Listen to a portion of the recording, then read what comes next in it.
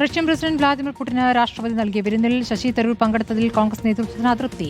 തരൂർ പാർട്ടിയോട് ആലോചിക്കാതെ പങ്കെടുത്തതിലാണ് അതൃപ്തി.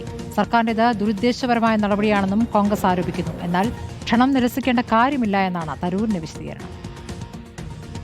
മോദിയെ സ്തുതിച്ചും കോൺഗ്രസിനെ പ്രതിരോധത്തിലാക്കിയും കഴിഞ്ഞ കുറച്ചുനാളായി ശശി തരൂരിന്റെ നീക്കങ്ങൾ സജീവമാണ്.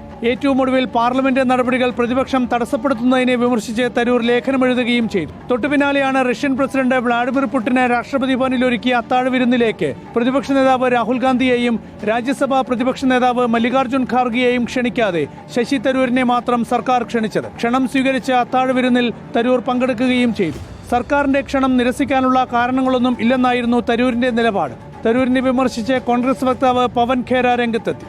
जब मेरे नेताओं को नहीं बुलाया जाए और मुझे बुलाया जाए तो जाहिर सी बात है कि हमें भी समझना चाहिए कि क्यों खेल हो रहा है और कौन ये खेल कर रहा है. हमें उस खेल का हिस्सा नहीं बनना चाहिए. अपनी अपनी अंतरात्मा है.